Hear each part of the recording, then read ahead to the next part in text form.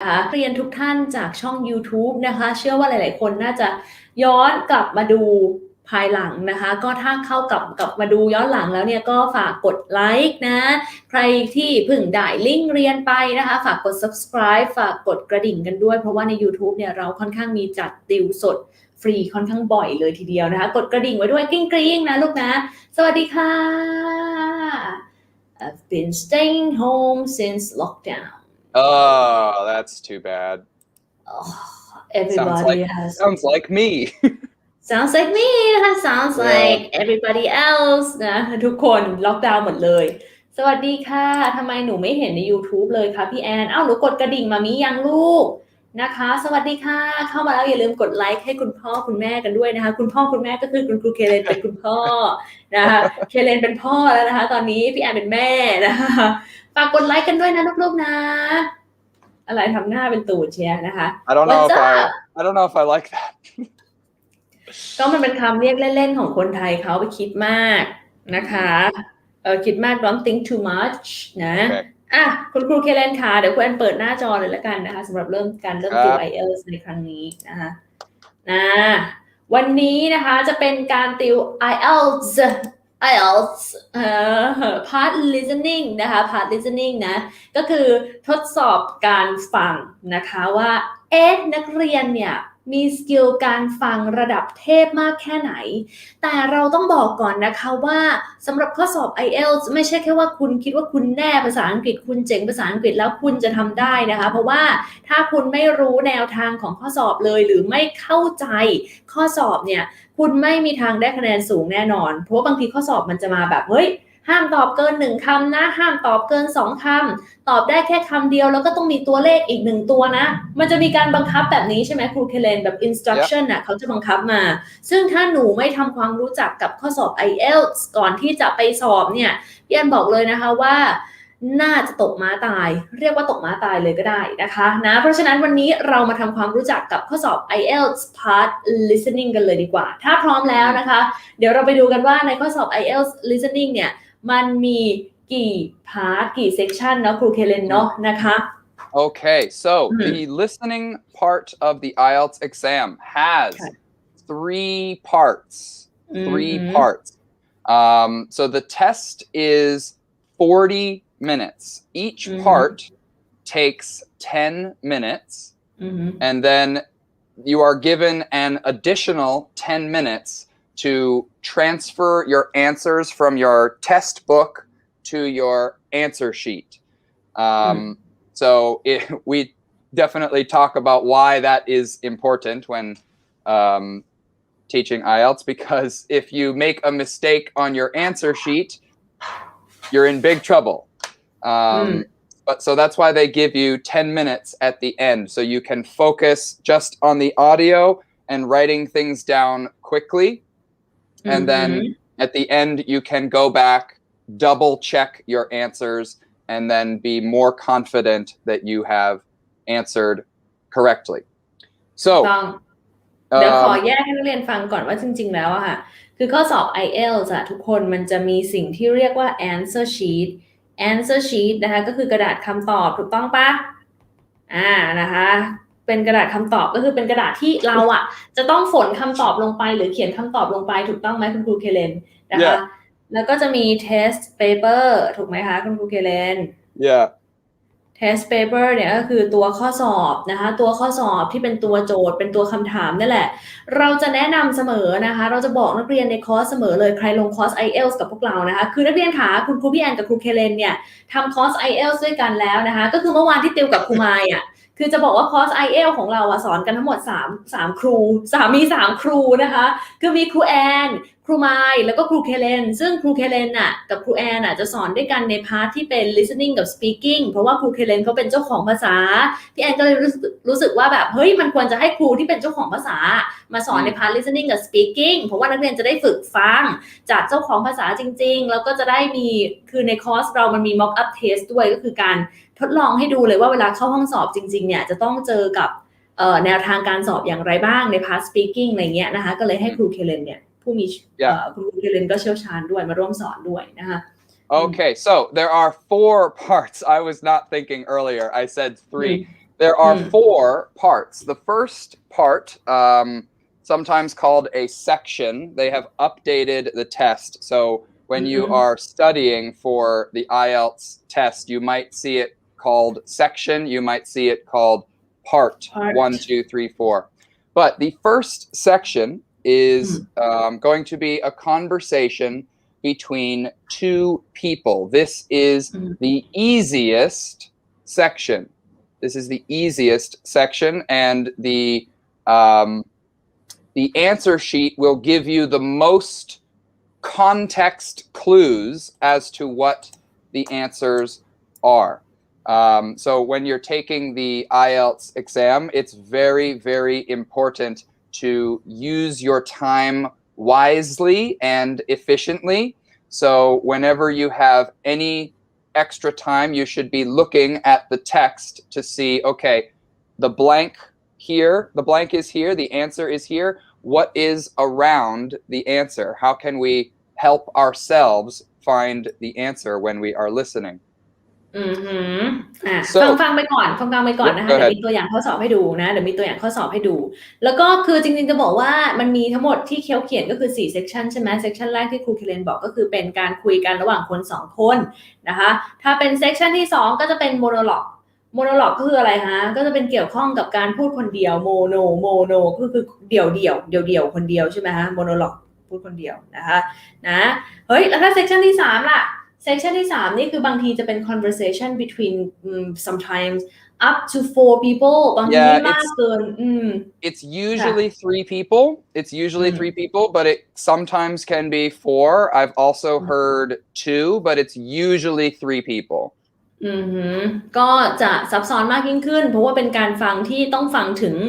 3 คนพูดในคลิปวิดีโอคลิปเสียงเดียวนะคะแล้วก็ section number 4นะคะก็จะเป็น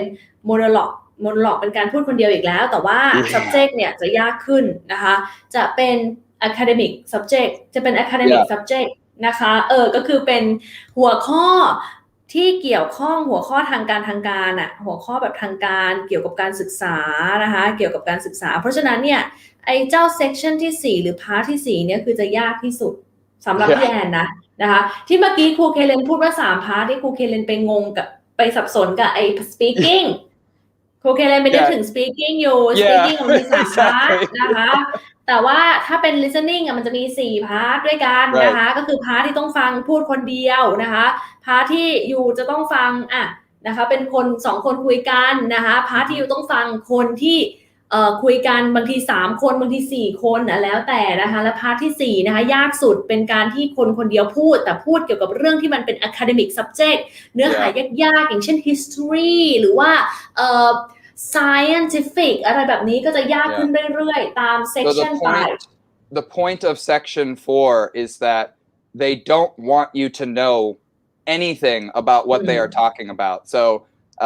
in the first section and the second section, it's easier. So it's about topics that are much more general. So your entire life of English preparation can help you in those first sections. But then in section 4, they design it so that you are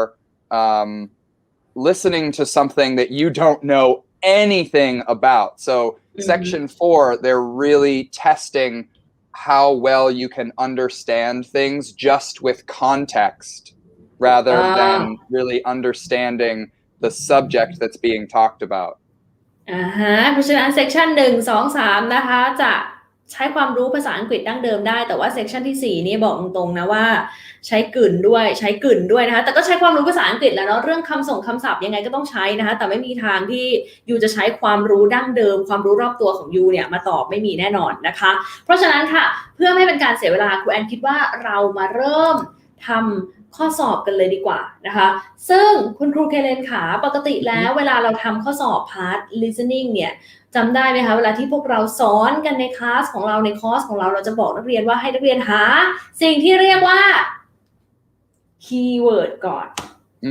ต้องให้นักเรียนหาสิ่งที่เรียกว่าคีย์เวิร์ดก่อนคือนักเรียนค่ะเวลาที่นักเรียนเข้าห้องสอบอะค่ะเขาก็จะแจก เขาเรียกว่าอันนี้คือ test paper ใช่ไหมเป็นตัวกระดาษข้อสอบมาถูกไหมคะนะคะเขาแจกให้นักเรียนเสร็จปุ๊บอย่านั่งเมอค่ะบางคนแบบแจกปุ๊บทำอะไรดีวะนะคะไม่ใช่ยูต้องหาคีย์เวิร์ดเลยนะคะได้ข้อสอบมาปุ๊บเฮ้ยหาคีย์เวิร์ดเลยคำถามนี่ถามอะไรแต่อย่าลืมสิ่งที่สำคัญมากๆ you อ่าน instruction ก่อนสำคัญมากมีคนหลายคนเลย that's number one. Number one is reading the instructions. สำคัญมากเดี๋ยวครูแอนขยายหน้าจอให้นิดนึงทุกคนเรื่องนี้สำคัญมากเพราะว่ามีน้องหลายคนเลยนะคะของครูพี่แอนนี่แหละคือเก่งภาษาอังกฤษนะพูดเก่งฟังคล่องนะคะภาษาอังกฤษเกรด4เลยนะไปสอบ IELTS ได้คะแนน4อย่างเงี้ยได้แบน4อย่างเงี้ยแล้วเขาออกมาบอกว่าอ๋อหนูไม่รู้ว่าเนี่ยจริงๆแล้ว instruction ตรงนี้คือจำเป็นหนูไม่ได้อ่านเลยพี่แอนหนูก็ตอบตามใจชอบเลยนะคะตายแล้วขอโทษทีมันต้องเป็นสีแดงพอดีมันเป็นกรีนสกรีนอยู่ข้างหลังฉันก็ลืมนะคะคือนี่คือ instruction ว่าเวลาคุณตอบ no more than 3 words ห้ามตอบเกิน3คำห้ามตอบเกิน3คำและหรือมีตัวเลขด้วยก็ได้1หน่วยนะคะ1หน่วยก็เป็นแบบ10 100 พันอย่างเงี้ยแค่1ตัวเลขพอเท่านั้นนะคะเพราะฉะนั้นอ่าน instruction ดีๆเวลาทำข้อสอบ IELTS นะคะพออ่าน instruction เสร็จปุ๊บโอเครู้แล้วห้ามตอบเกิน3คำและหรือจะมีตัวเลขด้วยก็ได้แล้วแต่จบทีนี้พี่แอนก็จะมาหาคีย์เวิร์ดทีนี้ข้อนี้คุณครูเคเลนเจอคีย์เวิร์ดอะไรบ้างคะ For me, I see. So obviously, we need to know that we're listening for 2 factors, of course. But I'm really looking at social contact, and difficult. That's for me. I mean, foreign country, of course, is important. It sounds like that's what the whole thing is going to be about. So factors, social contact, difficult. เพราะฉะนั้นนะคะใช่ครูเคเลนบอกว่าเวลาคุณได้โจทย์มาปุ๊บคุณต้องตีโจทย์ให้ออกก่อนจริงป่าวว่าไอ้โจทย์เนี่ยมันถามอะไรเพราะฉะนั้นข้อนี้เขาถามว่า two factors ก็คือ2ปัจจัยมี2ปัจจัยอะไรบ้างวะเราก็ต้องหาละโอเคแสดงว่ามันต้องมีการพูดถึง2ปัจจัย2ปัจจัยเกี่ยวกับอะไรที่ทำให้ social contact หรือการเข้าสังคม social contact คือการติดต่อกันในสังคมก็คือเข้าสังคมin foreign country ในต่างประเทศในประเทศที่ไม่ใช่ประเทศของเราเนี่ยมันยากมีปัจจัยอะไรบ้าง2ปัจจัยที่ทำให้การเข้าสังคมเมื่อเราไปต่างประเทศไปอยู่ต่างประเทศนั้นมันยากขึ้นเราต้องรู้แล้วว่าเราต้องจับจุดฟังอะไรนะคะทุกคนคะมาดูต่อนะคะต่อไปเขาถามว่า which types ประเภทไหนof community group ถ้าเป็นพี่แอนจะหาคำว่า group นะคะกลุ่มถูกต้องมากลุ่มนะคะ speaker give examples of แสดงว่าน่าจะมีการพูดถึง examples ตัวอย่าง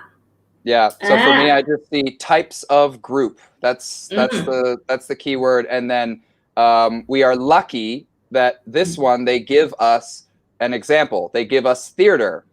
right? So that right there, we know that the other 2 are going to be some sort of thing related to like social groups. ถูกต้องนะคะเพราะฉะนั้นข้อนี้โคตรใจดีเลยนะคะใจดีมากมีการให้คำตอบมาก่อนข้อหนึ่งคือให้คำตอบ theater มาก่อนเพราะฉะนั้นเนี่ยพี่อันจะบอกว่าในข้อสอบ listening นะคะมันจะพูดเรียงนะครูเคเลน audio จะพูดเลยนะคะข้อ1ตอบไปแล้วรู้ทันทีว่า1คือไปแล้วพูดต่อมาจะเป็นข้อ2พูดต่อมาจะเป็นข้อ3พูดต่อจะเป็นข้อ4ข้อ5ข้อ6ไม่มีการสลับไปนะว่าแบบเฮ้ยอยู่ต้องไปฟังข้อ6ก่อนเสร็จแล้วค่อยย้ายไปตอบข้อ3แล้วค่อยไปตอบข้อ2ไม่มีมันจะเรียงตามลำดับเพราะฉะนั้นถ้าอยู่ได้ยินคำว่า theater เมื่อไหร่ปุ๊บอยู่รู้ทันทีว่าเฮ้ยคำตอบกำลังจะมาตรงนี้ and not only that but if you do not hear answer 11 or you do not hear answer 12 and then you hear the word theater or community theater group, then that's a key. That's a cue for you to say, "Oh, I missed 11 and 12, but oh well, I need to move on." ใช่นะคะอีกอย่างหนึ่งนะทุกคนเรื่องนี้สำคัญมากในการทำข้อสอบ IELTS คือถ้าหากว่าหนูรู้ตัวว่าหนูพลาดข้อเมื่อสักครู่นี้แล้วจะรู้ได้ไงว่าหนูพลาดข้อเมื่อสักครู่นี้แล้วสมมุติหนูทำข้อสอบไปเรื่อยๆใช่ปะข้อ11ข้อ12หนูยังตอบไม่ได้เลยเฮ้ยข้อ11ข้อ12หาคำตอบไม่ได้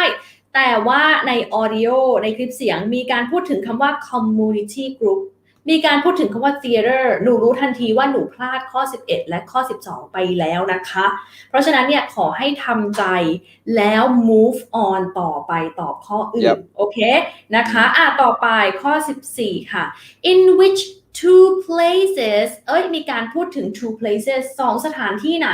เราก็รู้แล้วว่าเราต้องตั้งใจฟังเกี่ยวกับเรื่องของสถานที่ใช่ไหมคะครูเคเลน2 สถานที่ไหนบ้างนะคะ two places can information about community activities be found คุณจะไปหาข้อมูลเกี่ยวกับ community activities กิจกรรมในชุมชนเนี่ยคุณจะไปหาข้อมูลได้จากที่ไหนบ้าง two places ไหนบ้าง Yeah. So for me, the key words in this question would be places, information, be found. Places, information, be found. Because it's very unlikely that they would be talking about places that information can be found for community activities, and then places information could be found about something else, right? So it's pretty obvious that whenever they're talking about information being found, it will be for the community activities. So when you are reading very quickly, the most important,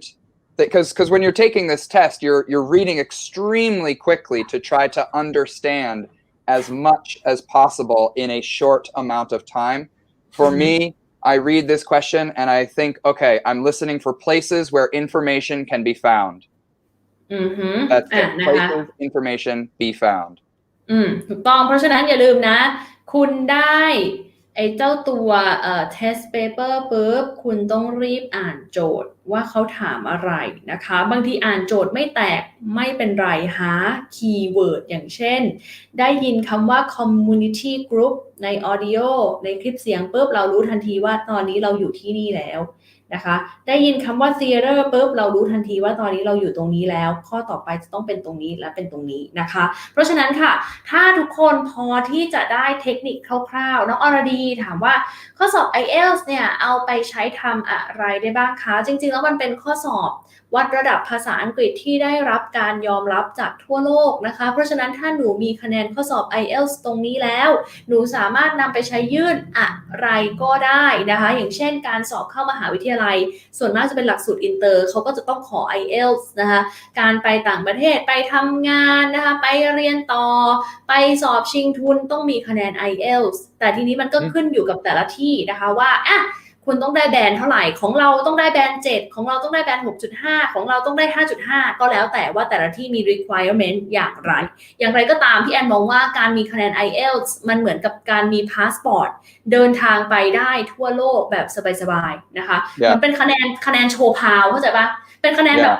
มี IELTS เว้ยเป็นคะแนนเอาไว้โชว์ power ของเรานั่นเองนะคะ and whether you want to take our course or study some other way, you must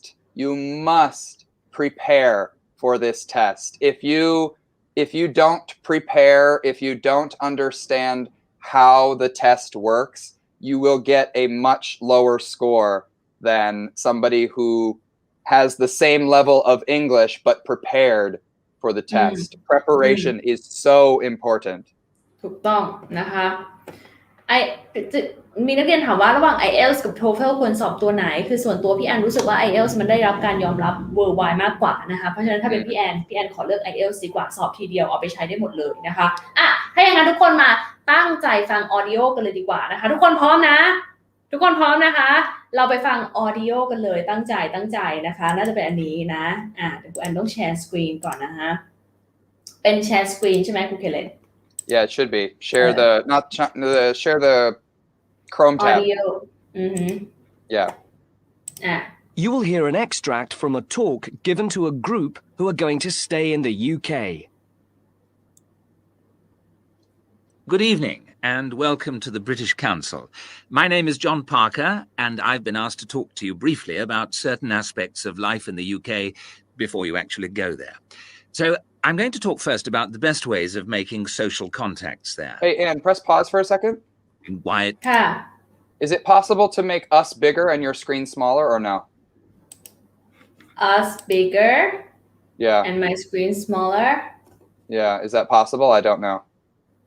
I don't get to see my screen like when the audio is on. So okay. Okay. Never mind. Okay. So before we go back, we'll start that over. So if you do not have the paper with you, look very quickly at the questions. And can you make those bigger? Can you make me small, please? Okay. So if you do not have the questions in front of you, take a look at them now. So questions 11 and 12. Again, what two factors can make social contact in a foreign country difficult? Questions 13 and 14. Which types of community group does the speaker give examples of? And 15 and 16. In which two places can information about community activities be found? So if you're doing this, then write 11, 12, 13, 14, 15, 16. Mm-hmm. You know what I can do? I can just turn on the audio using my phone if that's okay. What do you think? We can try. งั้นเดี๋ยวพี่แอนเปิดจากมือถือก็แล้วกันคือปกติแล้วในคอร์สเราไม่ได้เปิดจากมือถือนะในคอร์สเนี่ยมันจะเป็นออดิโอที่เราเปิดจากคอมเลยนะคะอย่างไรก็ตามช่วงนี้เราแบบแยกกันระหว่างครูเคเลนกับครูพี่แอนนะเพราะฉะนั้นแบบเสียงมันอาจจะเทคโนโลยีมันอาจจะต่ำนิดนึงนะคะตกต่ำนิดนึงนะคะทุกคนตั้งใจฟังแล้วกันนะครูแอนจะเปิดหน้าจอไว้ให้นักเรียนด้วยนะคะไปเปิดเสียง You will hear an extract from a talk given to a group who are going to stay in the UK.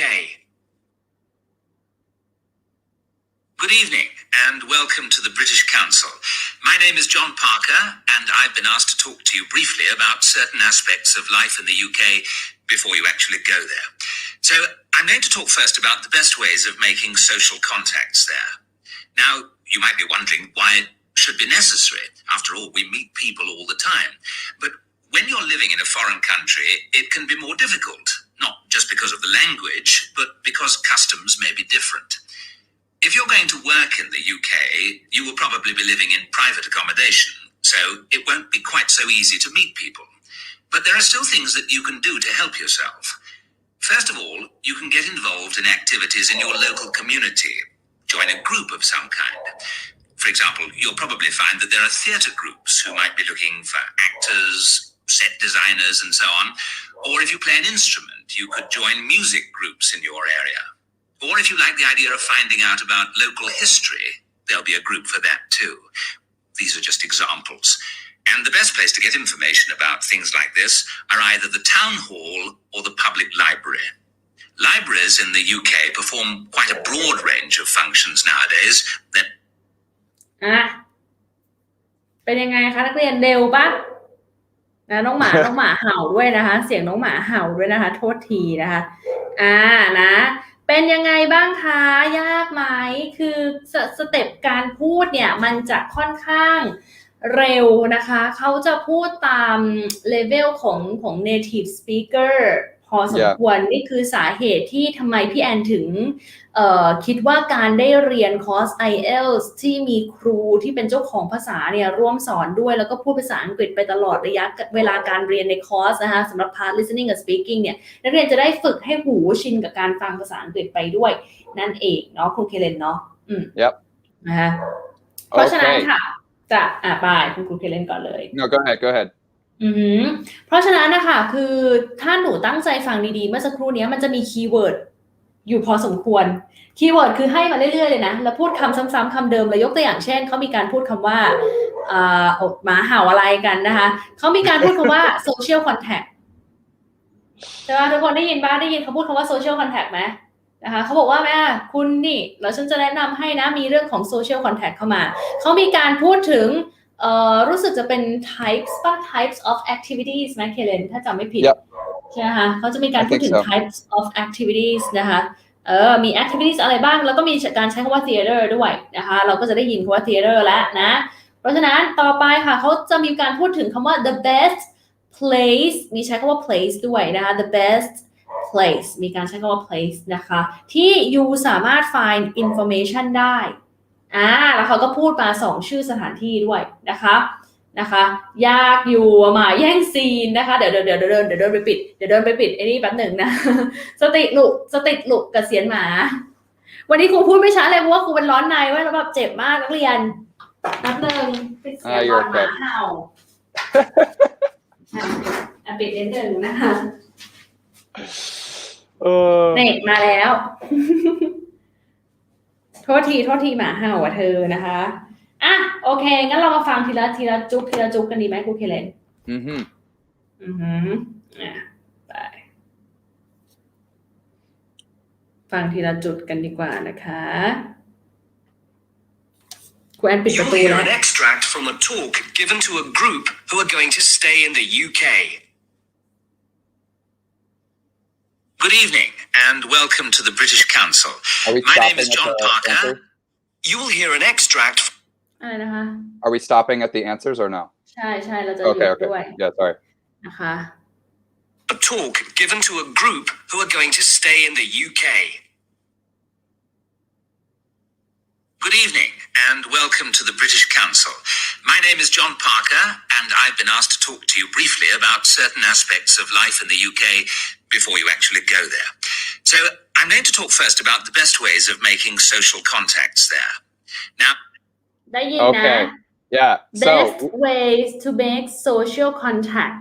ก็คือเขากำลังจะแนะนำนะคะแนะนำวิธีที่จะช่วยให้คุณเนี่ยมี social contact ติดต่อกับชาวบ้านเขาได้ make friend กับชาวบ้านเขาได้นะคะครูเคเลนจะบอกว่าอะไรฮะ So we hear social contacts. That is a key word, and we should be very, very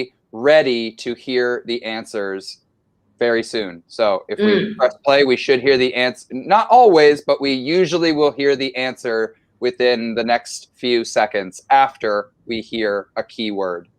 ถูกต้องนี่เป็นอีกเทคนิคนึงนะถ้าเจอคีย์เวิร์ดได้ยินคำที่เป็นคีย์เวิร์ดในโจทย์เมื่อไหร่ตั้งใจฟังดีๆคำตอบกำลังจะมานะคะ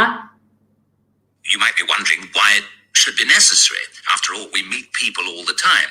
But when you're living in a foreign country, it can be more difficult, not just because of the language, but because customs may be different. So มาเลยคำตอบSo if is it possible for you to go back a couple seconds and then stop after the word difficult? ประมาณสักฟังหนึ่งนี่นะ When you're living in a foreign country, it can be more difficult, right not there. just because of the language, but to talk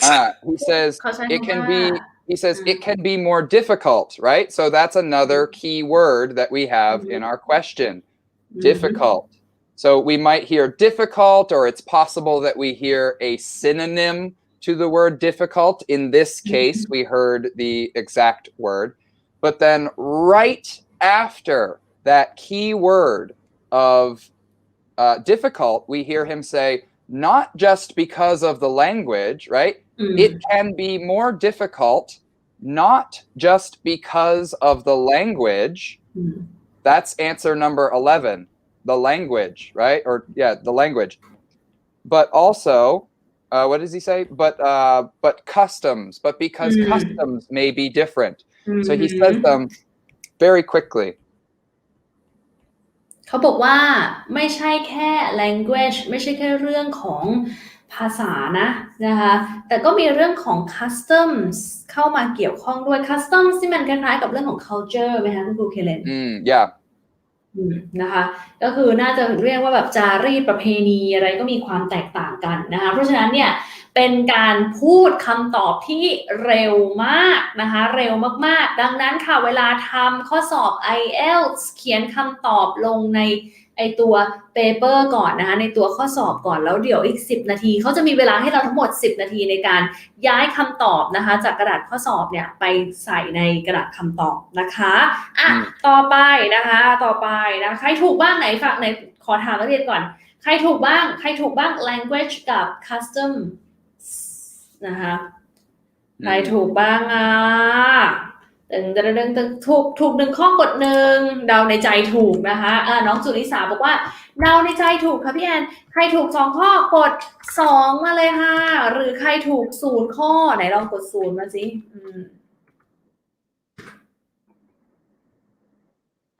นะคะลองกดมา So there's a good question in the comments. It says custom or customs with an S. The answer, so first of all, he says customs with an S. I heard the S for sure. And then when we're talking about customs, it is countable. It's a countable noun. So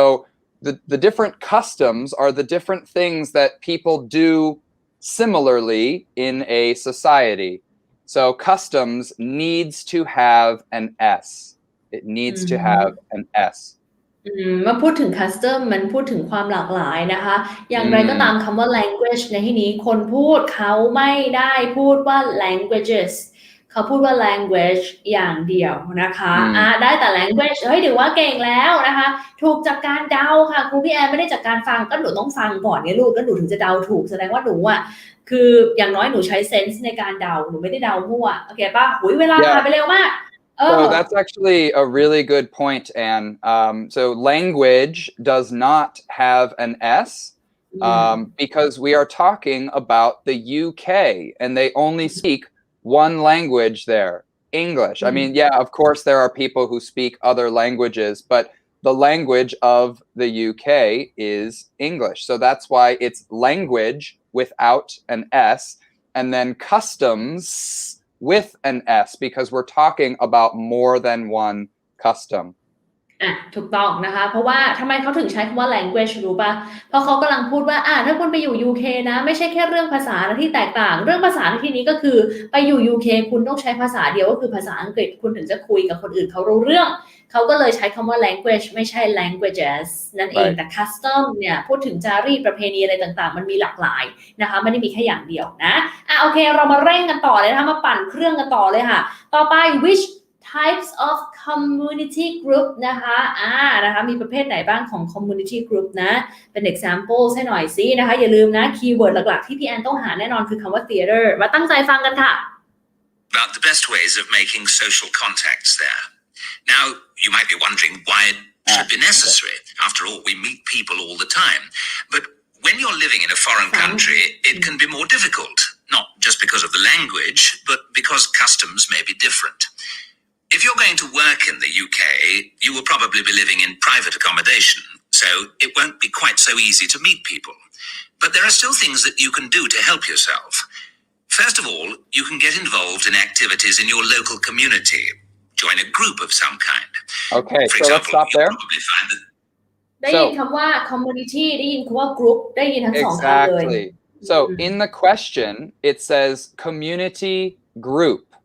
It says community group in the question, but the audio says you can get involved in activities in your local community. Join a group of some kind. So they have both key words, but they're not.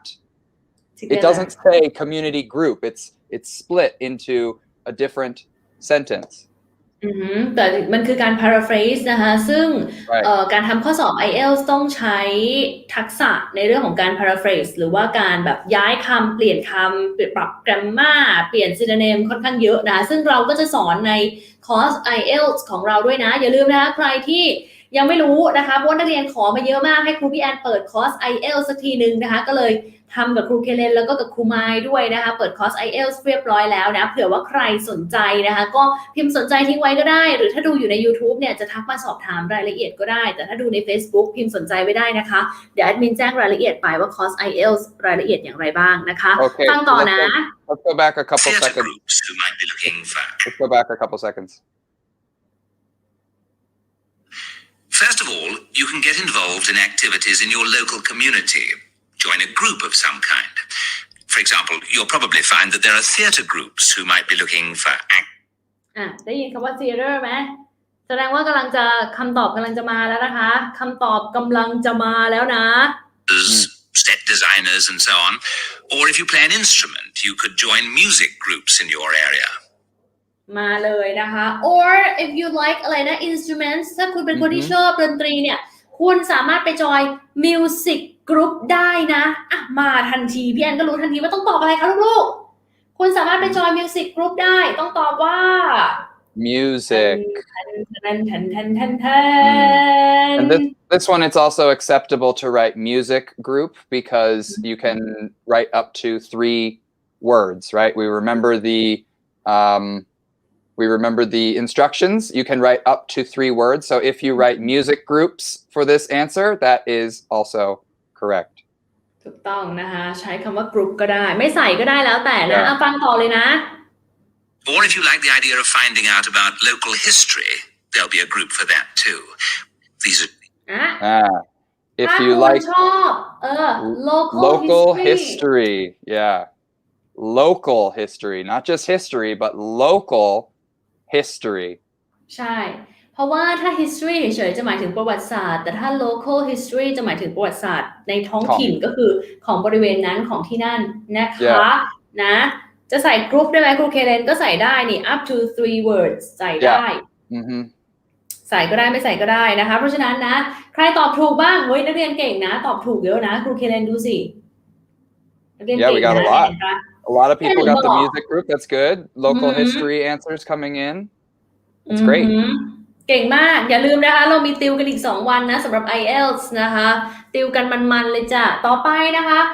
in which 2 places ตั้งใจหาคำว่า place ไว้เลยนะคะสถานที่ไหนบ้างที่จะมีการหา information เกี่ยวกับ community activities ได้เรามาตั้งใจฟังกันนะคะตอบถูก1ข้อเก่งมากลูกใครตอบถูก2ข้อบ้างพิมพ์ไว้ตั้งใจฟังต่อนะ